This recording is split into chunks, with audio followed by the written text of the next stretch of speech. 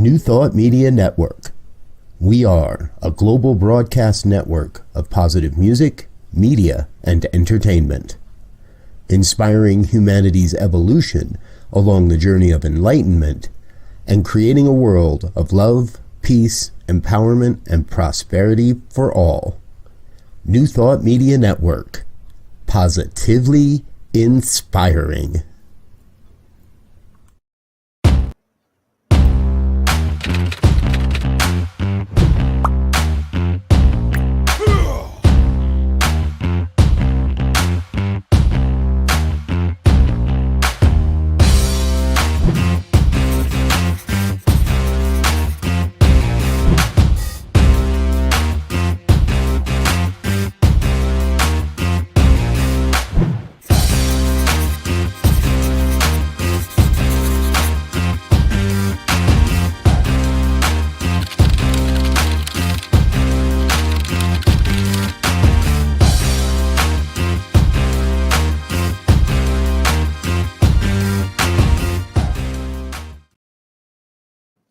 And hello again, dear ones. Rev Robert with you here on a Saturday morning. Time for our Science of Mind and Spirit Saturday morning conversations. Happens every week here at 9 a.m. where we have a chance to take a look, a deeper dive into the Science of Mind and Spirit textbook. And we do that with a whole team of us. I hope the intro video shared all that with you. Today, we're going to be looking at chapter number 4, pages 90 through 97, titled Soul. However, before we do that, I do want to say a quick thank you to Reverend Laura Topper for her fabulous sharing and discussion and exploration of chapter number 3, which was Spirit. So if you weren't with us last week, that's okay. But we're in this place here now where Holmes is going to start talking about the triune nature of life, and we're going to dive way, way deep into that as we go along here this morning. So good morning, Fiona, all the way from Geneva. Good seeing you. Glad, afternoon, your time. Glad you're with us. Captain Wayne in the house. Glad you're with us, Wayne. Always a good time. Anyone else that might be joining and hasn't had a chance to say hello yet this morning, hey, that's fine. When you get to it, you get to it. We'd love to know where you are, though, and who you are, because I can't see names or icons or any avatars unless you actually chime in. Then once you comment, then we know who your name is. So if you're inclined, go ahead. And if not, hey, no worries. I'm not going to judge you for that either. Okay. Interestingly enough, when I opened up to this chapter, I had no notes. There were no underlines in this chapter. There were no little notes in the margins. Now, I know I've read this chapter numerous times, and I know there's all kinds of good stuff in here. And interestingly, when I flipped over to the chapter on the body, I had all kinds of stuff. So this was a really great opportunity for me to dig into this chapter a little closer and make my notes. And not just make notes for today, but highlight those places that are important in the overall building of the cosmology, the philosophy, the theories that Holmes lays out in this book. So the Science of Mind text is huge. It's deep. That's why we study it. And as some of you may know, this is our 3rd year now doing this. So the team comes together and we have, and we kind of look at, I want that chapter. I want to talk about that chapter. And then there's other times where it's like, well, I didn't pick this one, but Spirit picked it for me. And I'll tell you, as I dug in this week to this chapter, and it's only, 7 pages. These early sections are pretty short, but they're dense. They're filled with a ton of stuff. And so if you're new to the philosophy and you're watching and you're part of what we're doing here, then by all means, feel free to read over a couple of times.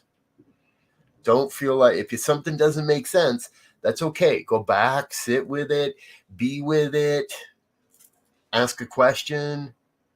We'd love to have you interact with us this morning, or if you need to ask a question at a later time, send an email in, info@ntmedia.org. Send an email and ask the question, and we'll have somebody make sure we get back to you. All right, let's dig in. So here we are on chapter 4, page 90, soul. And the first section, if you've been following along, you know that Holmes breaks all these this stuff down into subsections.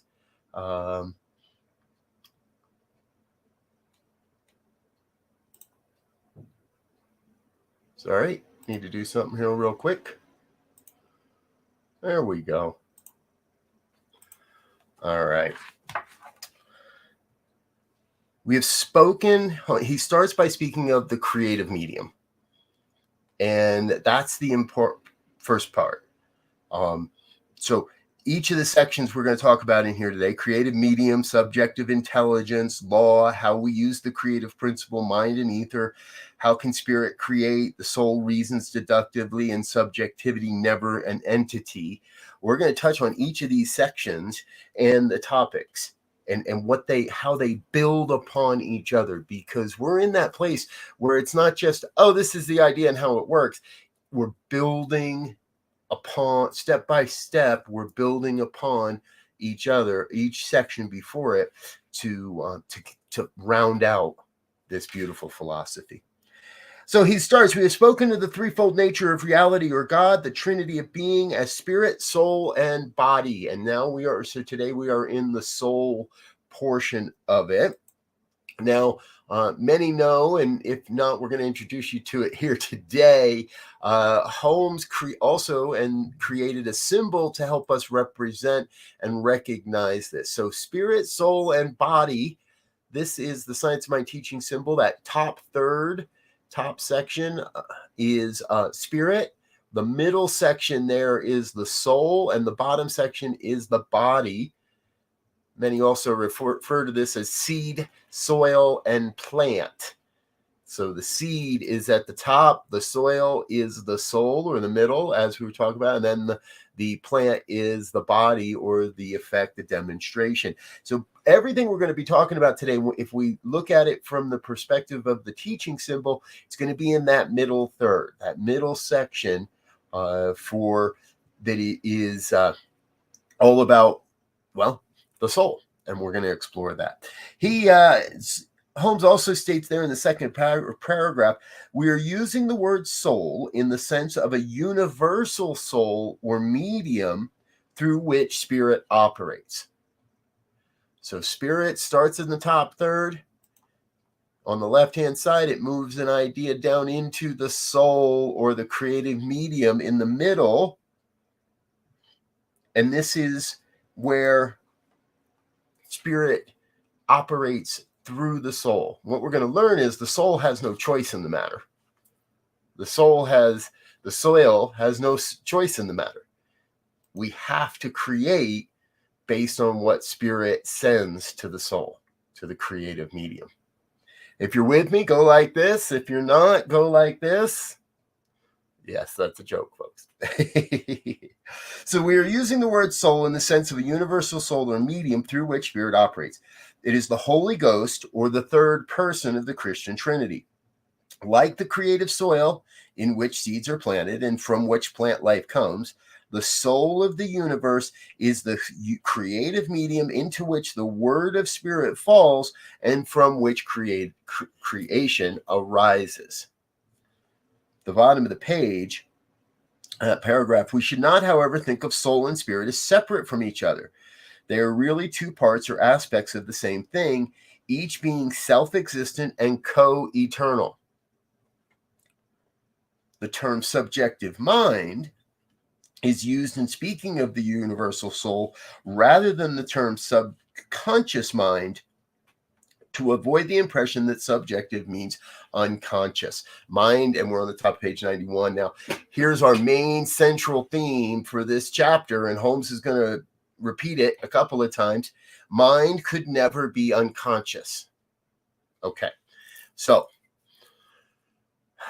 let's say you wander into a center for spiritual living somewhere or another New Thought community somewhere. And they start talking about subjective and subconscious and even unconscious. Let's treat it again. The term subjective mind is used in speaking of the universal soul. So for Holmes, he uses subjective mind as a synonym for the middle third, soul, or the soil. That means, so that way we avoid an idea that subjective might mean unconscious, or that it happens without our consciousness. Mind, divine mind, capital M mind, can never be unconscious. The soul is subject to the spirit. So the spirit can't be unconscious. The soul can't be unconscious. The soul is subject to spirit. It receives impressions from spirit. The subjective mind, which we call soul, is not a knower in the sense that spirit is. It is not self-conscious. The soul is not self-conscious, as the soil is not self-conscious. This is going to mean something in a moment, because if we think about it, the soil doesn't have the ability to choose.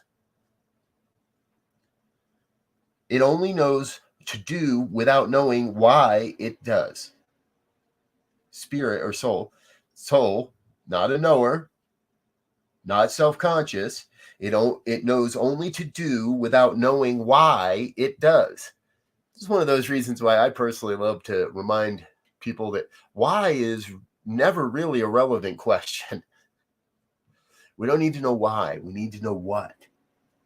It is the doer or the executor of the will of the spirit and has no choice in its own. It is the business of soul to reflect the images that spirit casts into it. Now, before we're done today, we're going to give give you a reminder of how spirit gets these impressions, these images. But for now, just hold tight to that reminder that the soul reflects the images that spirit puts into it. The middle third reflects what comes from the top third. Spirit descending into the soul will become form, but the soil has no choice. The soil cannot say, I don't want to grow tomatoes this year. I want to grow zucchini. If I go out into my garden and I plant tomato seeds or tomato starters or tomato plants of some sort, the soil has to give me tomatoes. It cannot choose to say, no, I don't want to grow tomatoes this year. I want to grow zucchini.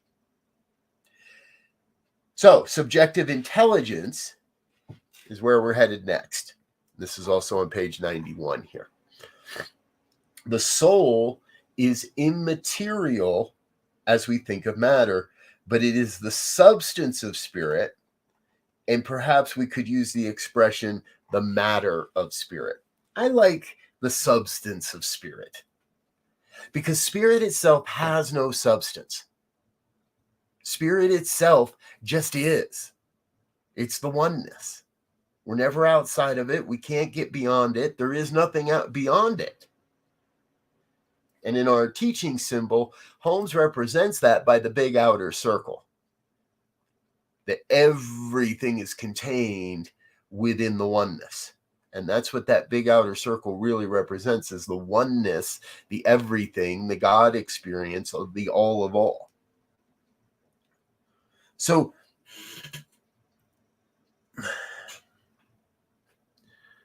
what the soul does is it takes that spirit source, and it's moving it into substance. Now it doesn't actually, it's not yet the substance of the human. It's not yet my experience. It's not yet the form in my life, but it's on its way. So the soul really has one job to say, and that is yes.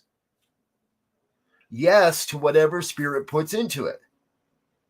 Whatever the divine is creating, it goes through the soul, and then it becomes our form. But it becomes the substance of the divine. It becomes, it is the that creative medium that has no choice and must create and must demonstrate, but it can only demonstrate according to what it's given.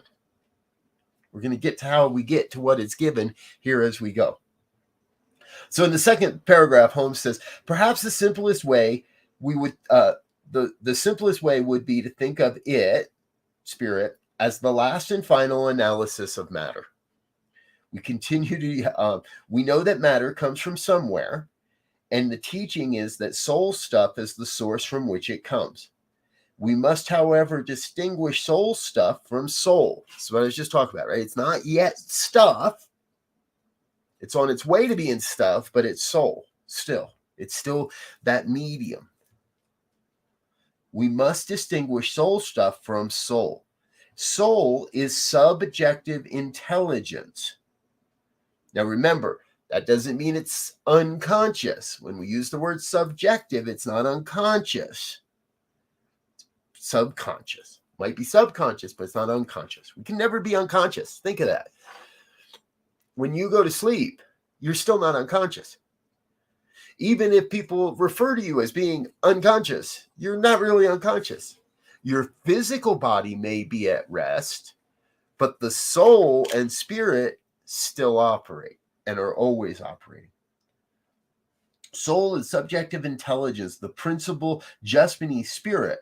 For while soul may not have the conscious intelligence to choose, it certainly has the intelligence to execute the desire of spirit. Here he says it again. It is never in any sense unconscious. I trust you all following along with me here this morning, because these are some of the places where Holmes, this is the core in so many ways. This is such a part of the core of how I came to embrace New Thought, and I believe that so many of us do, by recognizing how powerful this understanding is. Spirit, the one, whatever name you want to call it, is constantly creating, but it's creating through this medium, this creative stuff, this soul stuff, some call it star stuff, and it's creating as our lives. And we get to actually be a part of that, because soul doesn't have choice, but we do. And we're going to get to that. While the soul may not choose, having no self-consciousness of its own, we're at the bottom of page 91 here, but final paragraph. While the soul may not choose, having no self-consciousness of its own, yet it has an intelligence which is infinite compared to the intelligence which we exhibit. The soul is far more intelligent than we are, because the soul, not knowing exactly how, but knowing that it must, takes the impress of spirit and turns it into form. For instance, the combined intelligence of the race would not create the life of a plant. Yet the intelligence in the creative soil of the earth will produce as many for us as we ask. I can't just poof and have tomato plants. I got to put it in the soil. The same principle holds good in that greater creative medium of spirit, which we call the soul of the universe. It has the intelligence and the power to produce. It has the intelligence and the power, the wisdom and the ability to produce, but no choice as to what it is to produce. Having no conscious mind of its own, it receives an idea given it and tends to create a form around them. If it could choose, it could reject. So as I was saying earlier, the soil cannot say, I don't want tomatoes. I want zucchini. Perhaps you want spinach. Plant spinach. Being, later in that paragraph, being a neutral creative medium, which knows neither good nor bad, it is conscious only of its own ability to do. This is why some of the earlier philosophers referred to the universal soul or creative medium as a blind force, not knowing, only doing. Not knowing, only doing. This we must know to be true as the nature of all law. We're not discussing the nature of spirit, not talking about the nature of spirit. We're discussing the law. See, the nature of spirit, I believe, is to bring forward more good, to bring forward more opportunity. The nature of spirit is to take on form and experience and abandon that form and experience in order to take on new form and experience. And all of this has to happen through a law, the universal law. And this is often one of the most misunderstood aspects of this philosophy, is the word of the use, law. See, again, the soul cannot choose. It cannot say, I want coffee instead of tea this morning. We do that. I never drink coffee. I always drink tea. We never do that. We get the choice. The soul is the law that must demonstrate according to our beliefs. You're going to hear more about that too. So, in the next paragraph, bottom of page 92, the creative medium of the spirit is the great mental law of the universe. The creative medium of spirit must be the great mental law of the universe. It is the law obeying the will of the spirit. It is the universal law of mind. All law is mind in action. Soul is the medium through which all law and all power operate. Being subjective, it cannot analyze, dissect, or deny. Because of its nature, it must always accept. The karmic law, which means the law of cause and effect, works through the medium of the universal soul, which is the creative principle of nature, and the law of spirit. Again and again and again and again and again and again and again. Holmes is hammering home this simple point so that we can see it, so we get it, so we understand it, and most importantly, before we're done, so we know how to use it. Let us bear in mind that neither spirit nor the soul of the universe were ever created. Each is eternal. Each is eternal. Never ending, never born, never die. And I believe this philosophy teaches us that because spirit and the law, spirit and soul, are coexistent, eternal aspects of our being, they never begin and they never end. There is no death. Now, the human body, yes, the body stops because the body is not part of the soul. The body is not part of spirit. The body sits at the bottom doing all this stuff with all the stuff. And we're going to continue. And then based on what we experience, we get to recreate or impress upon spirit further creation. We're not quite there yet, but we're getting there. Trust me. So the law cannot say, I'm done. The law is eternal. Our soul is eternal. And this is the root, from my perspective, of the belief within New Thought that life is eternal. That while we let go of the body at some point in time, at some juncture of experience, that it's time to let go of the body, the soul remains eternal. The law of our being remains eternal. And at some point, I also believe spirit may or may not impress upon the law a new body for our soul. But we won't bring forward the human consciousness that we have gained, but we will absolutely be expressing the spiritual consciousness, the spirit consciousness that has been created. Following? Again, this means yes, this means no. This means I have no idea what you're talking about anymore. Eternal progress is open to every soul. Exactly, Wayne. Yes. And as the soul, not choosing it, but being directed by spirit, takes on new form, takes on new experience. In New Thought, we've been talking about, I've been hearing this forever. From the day I first walked in to a New Thought community, and we still hear it.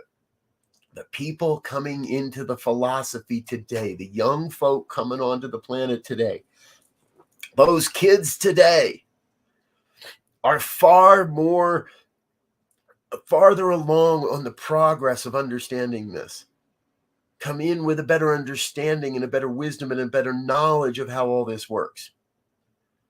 The people that were learning this 70, 80, 100 years ago now, those folks were of a different time, and so it took a little more for their humanness to accept this because they hadn't been through it enough.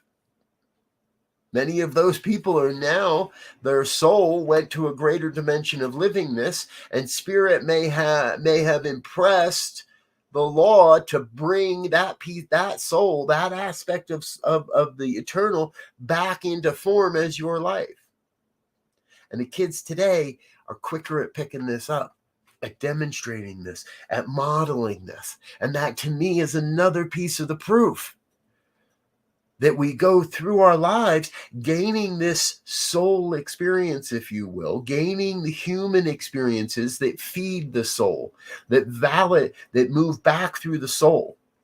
Again, soul doesn't need validation, but it validates to us that this works. Because at a certain point in our progress, if the spirit idea is impressed upon the law in the middle, you see this V. This V is a thought, is an idea. Well, that thought and that idea must become form.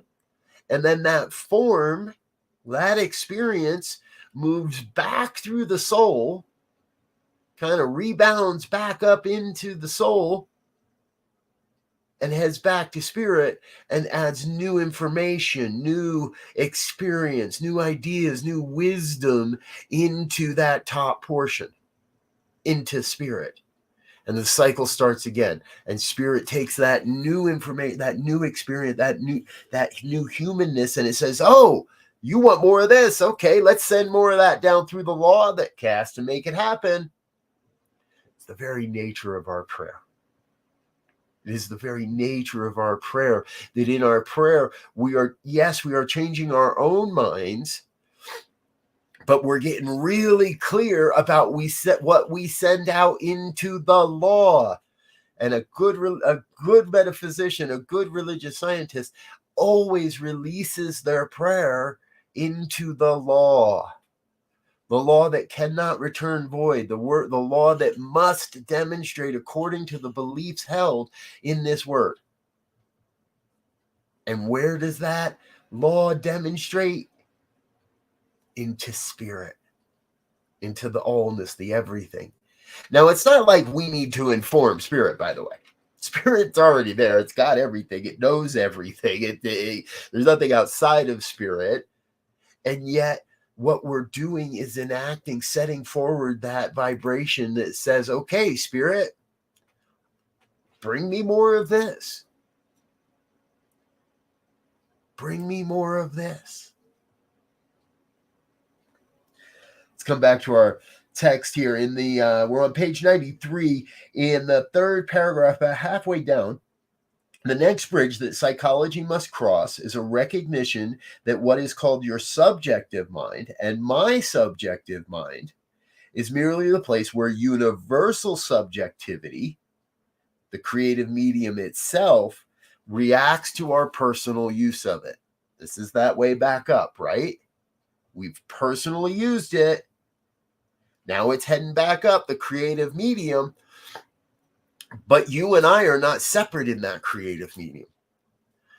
We are not separate from anyone in that creative medium.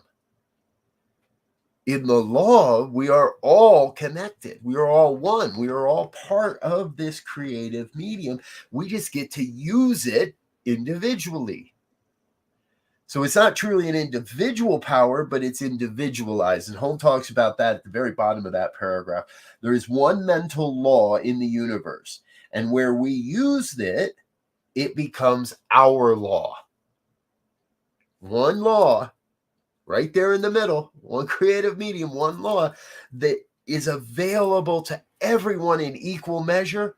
No one's excluded, and no one gets to use it more than anybody else. It is impossible. There is one mental law in the universe, and where we use it, it becomes our law because we have individualized it. It is impossible to plumb the depths of the individual mind because it is not really individual, but individualized. We can't plumb the depths of human knowledge myself because I can only plumb the depths of the knowledge that I individualize. Let's come back to our garden. I'm going to plant tomatoes. What if you plant zucchini? That's the individualization. It's not that there's one soil that produces zucchini and one soil that produces tomato, and I have the one that produces tomatoes. We have the same soil that can produce anything that is put into it, that is impressed upon it, and I'm going to impress tomatoes while you impress zucchini. In the final paragraph, in this concept alone lies the possibility of an endless and an eternal expansion. Everyone is universal on the subjective side of life and individual only at the point of conscious perception. We use the power of the universal mind every time we think, every time we make up a story, every time we say this is the way it should be, or why did they do that? We're impressing upon the spirit. Now, on to page 94. We're going to speed up here just a little bit. This whole section, if through the law, thought is creative, we cannot say that one thought will create while another will not. All thought is creative. Now, there's that whole story, that whole question about, okay, so if I imagine that I kill someone, why doesn't that happen? And we're not going down that road today, but I think you'll catch on as to why that is, why that doesn't happen. We must admit that all thought is creative according to the impulse, emotion, or conviction behind the thought. Our theory is that the medium is a universal, simultaneous presence, and in this presence all live, and that whatever is known at one point in it, or God, or the divine, or the law, is known at all points instantly. So if we practice this principle in Los Angeles, declare the truth about some John Smith who lives in New York, or at any other place in the world, the speaking of his name draws the law into the vibration of his personality. So there's 2 points here. The emotion or conviction behind the thought, and speaking the name.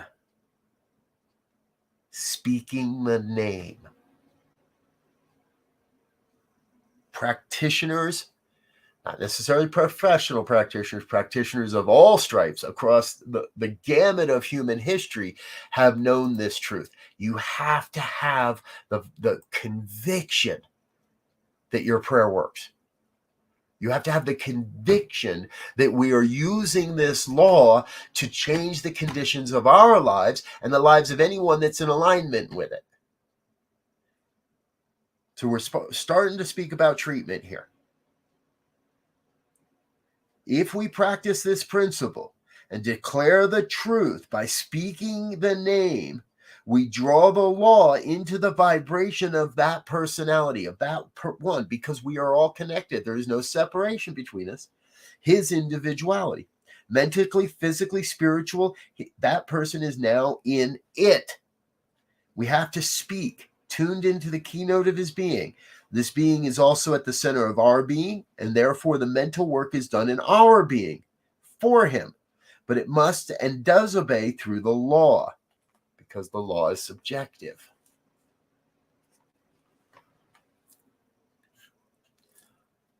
If you're with me, give me a thumbs up. Give a shout out in the chat box.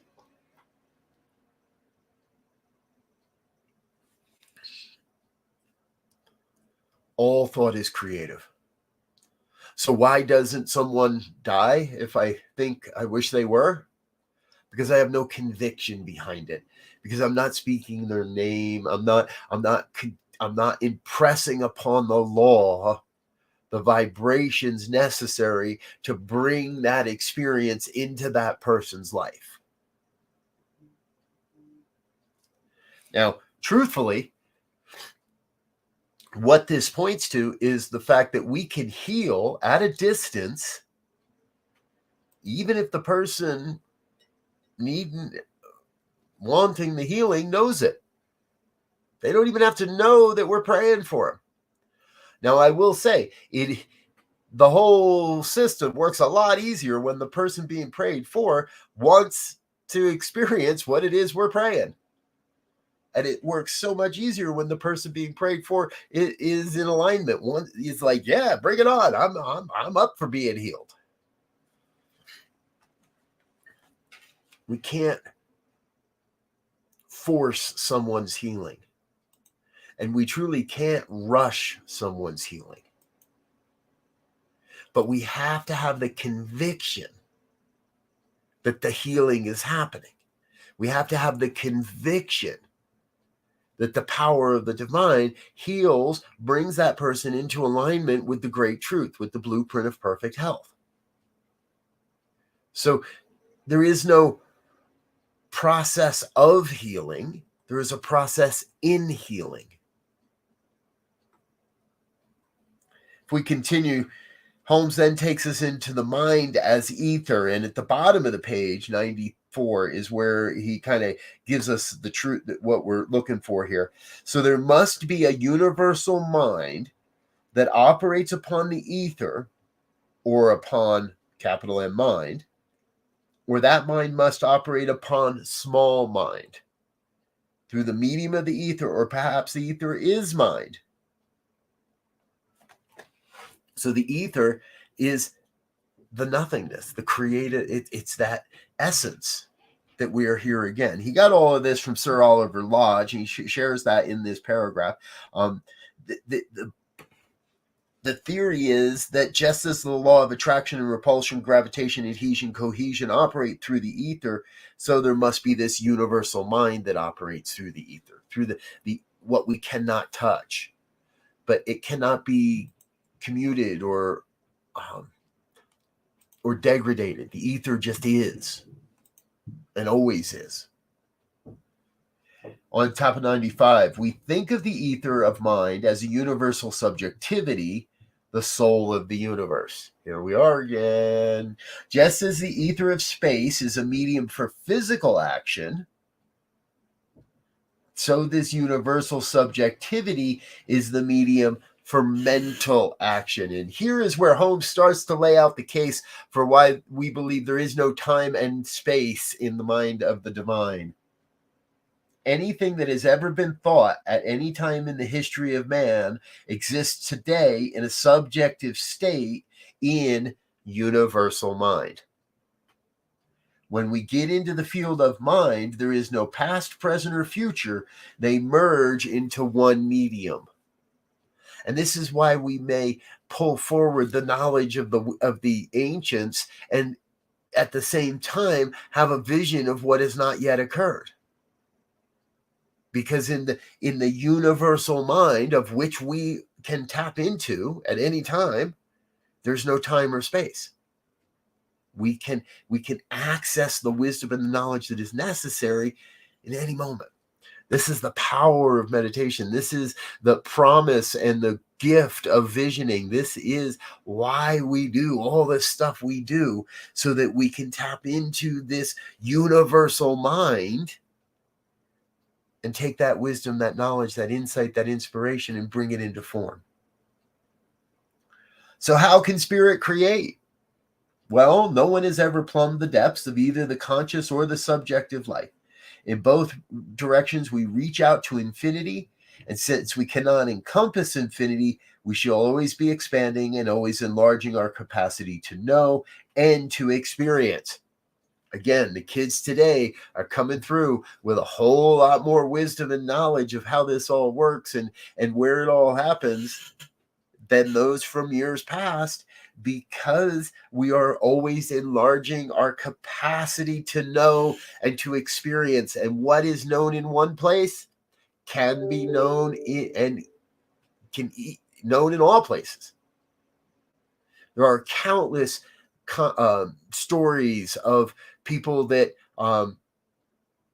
feel the necessity to call someone, and they do, and that person was thinking of them. Or someone grabs a hot pan or touches a hot stove, and a brother, a sister, someone really connected feels that pain and doesn't know why, but reaches out. The creative process allows for bringing into form a wholeness of being. Exactly, Fiona. Yes, yes, yes, yes, yes. But we have to remember that it's our work to put that, to abide by the law, so that when the form we experience doesn't seem like it is part of that creative whole or that wholeness of being, that we cast that aside and reimagine, impress upon the soul what it is we truly desire. So on the bottom of that paragraph, page 95, we do not create laws and principles, but discover and make use of them. Let us accept this position relative to the law of mind and spirit and see what we can do with them. We never created the law of gravity. We haven't created the law of attraction. We discovered them and made use of them. When we were children, we discovered for ourselves. But that doesn't mean that gravity wasn't already discovered by everybody else. Because at a certain point in our humanness and our human development, we must discover these laws. And then we get to use them. And it's how we use them that matters. Let us accept this position relative to the law of mind and spirit and see what we can do with them, rather than how we may contradict their existence. And this is a huge one for me, folks. I love working with people. And I constantly get that question of, so-and-so, why is so-and-so doing this? Or how can they behave this way? The law is impersonal. Let's put it that way to start. And number two, some people are just working towards their own ends rather than working towards the good, the unity, the wholeness, the oneness. So we have to ask ourselves, not only, there's that great line by Holmes, that for Holmes, there is a power for good in the universe and you can use it. And we've sort of also asked, well, if I can use it, then how am I using it? There is a power for good in the universe. And am I letting it use me? Am I letting it use me? Am I in that place of allowing myself to follow the mandate, to follow the impressions of spirit that move through the law?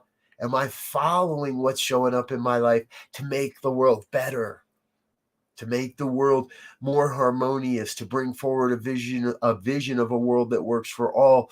Or am I simply doing acting selfish and doing what I think I need to do just to get what I need for myself? We have to work towards the good. So on page 95, Holmes says, before we leave this subject of soul, we should understand perfectly that it is impossible to divide mind. And that's a capital M mind. So that's the divine mind. We speak of the conscious and the subjective, the self-conscious and the unconscious, and the terms are confusing unless we remember that consciousness is always a unity. Now, in the human, we like to say, oh, my prosperity consciousness, or oh, my consciousness of this, or oh, my consciousness of that. But really, it's all just one consciousness. We arbitrarily divide the different activities of consciousness in order that we may discuss how thought works. That's all it is.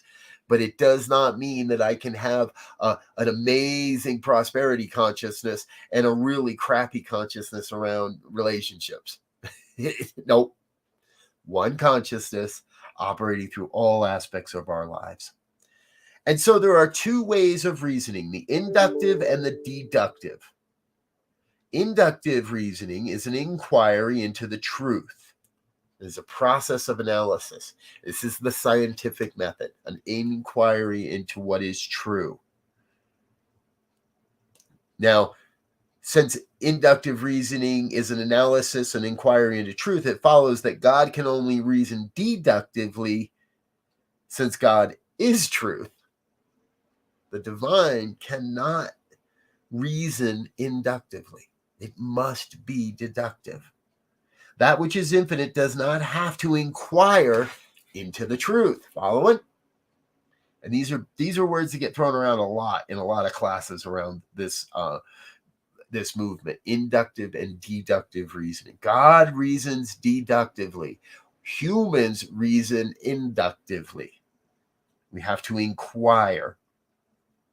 Consequently, there can be no inductive reasoning either in the spirit or the soul of the universe. There can be no inductive reasoning in spirit because it already knows all things, and it need not be inductive at the level of the law or the soul because the soul doesn't make choices anyway. It just says yes. A little bit farther down. So the soul is without consciousness, but is conscious in relationship to the impressions it has received, whether they be truth or only belief. And with mathematical certainty and precision, backed by the law of its own being, it proceeds to execute the ideas given it. Thus, it is plainly seen that the soul can only reason deductively. Okay, so why do we need to know this? Because it is the very basis of the work of being a practitioner. Now, I want everybody listening and everybody that can hear these words to recognize and come to an understanding that the word practitioner does not require a license. Yes, in the Centers for Spiritual Living, we have a process whereby someone can become a licensed professional practitioner. And the training to get there is deep and amazing and really, really good. And a lot of it is based around how we work with others. How I, as a professional practitioner, can support others in the world to come to their own healing and come to understand these principles, not by lecture, not by teaching, but by practice. And not everyone need be a professional licensed practitioner. And it doesn't mean you're an amateur if you're just practicing for yourself. Or you're practicing for yourself and you're practicing with a few others. I believe everyone that wholeheartedly approaches the practice of spiritual mind treatment, of affirmative prayer, everyone that with grace and meaning and a deep desire to change their own life, and then inspire others to do the same, has the opportunity, the ability to learn how to do this, and then practice it.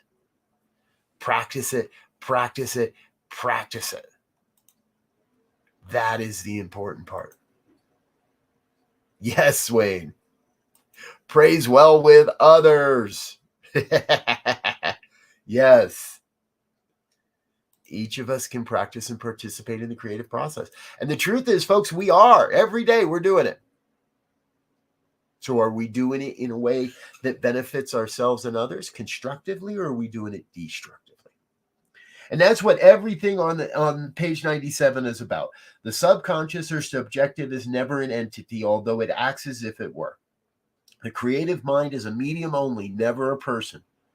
It is necessary that we understand this, because one of the first things a practitioner has to do is to separate the belief from the believer.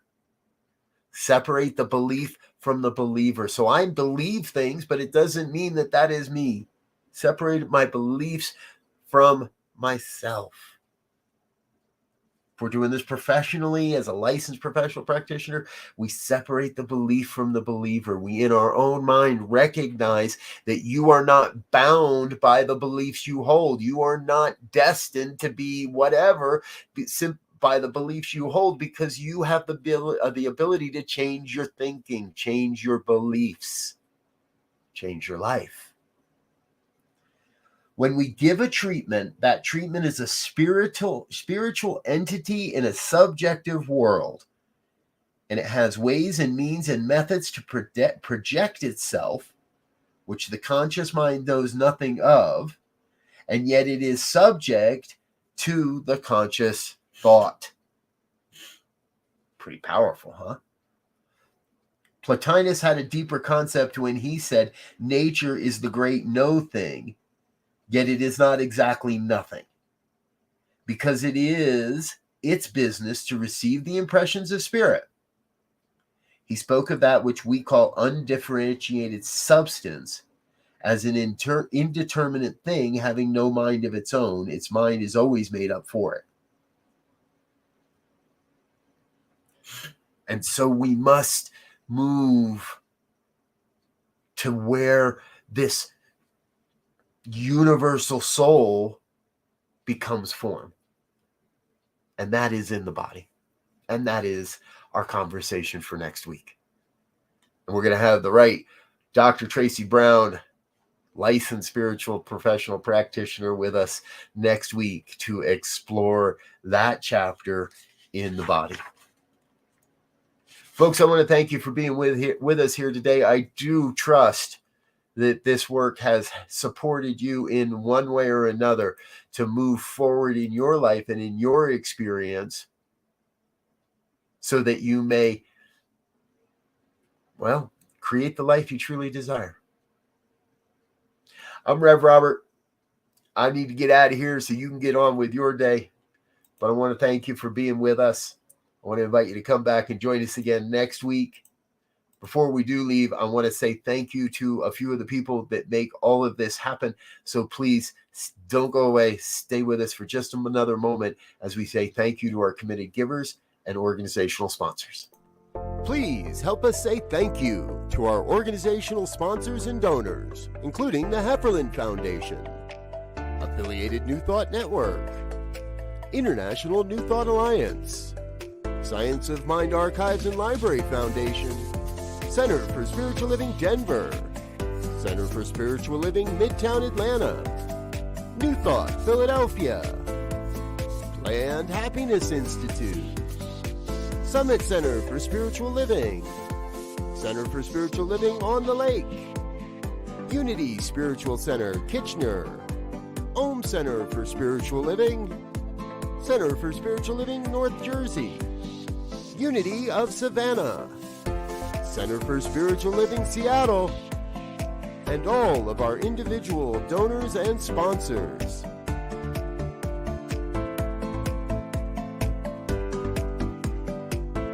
Thank you for being a part of the New Thought Media Network. Please come be you.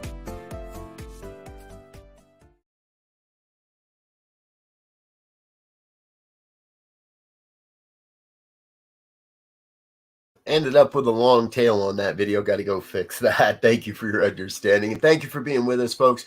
For everyone that's a part of the New Thought Media Network, we're so grateful for your financial gifts, contributions, tithes, and offerings. Hey, we've got a few other things coming up in the near future I'd like you to know about. Starting in early May, starting that is the wrong dates on this. This is going to start in late April. I'll get the correct dates for you. Visioning as a Way of Life, certificated CSL certificated course. It's a 6-week journey. And what we're going to do is we have 3 different offerings, Tuesdays, Wednesdays, and Thursdays, that you could attend this course. And you're even welcome to mix and match those courses as we go. It's going to start on April 25th and run through June 1st. Those will be Tuesdays, Wednesdays, and Thursday. Tuesday, April 25th, and run through June 1st. So you'll be able to attend one or all and mix and match. It's going to be a really great time as we take a deep, deep dive into the visioning process. And on a more entertaining note, check this out. We've got something really fun happening around here in Colorado and live online. Check this. 'Cause I think I have been there too. I'm a seeker just like you. And you ain't got a thing to fear. Looks like love is growing here. So take your guard and let it down. Go deeper still until you come unwound.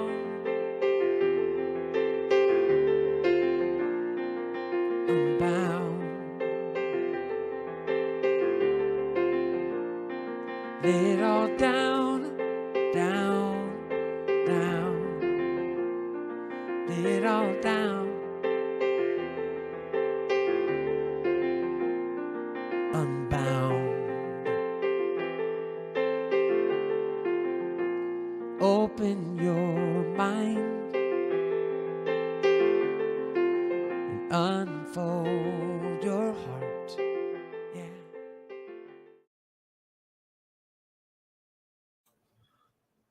Ooh, I am so excited. Gary Lynn Floyd's going to be in my living room here at a Cows concert. Here, if you're in the Colorado area or would like to come to Colorado for the weekend, let us know. We'd love to have you here in person, and we'll be broadcasting live on the New Thought Media Network.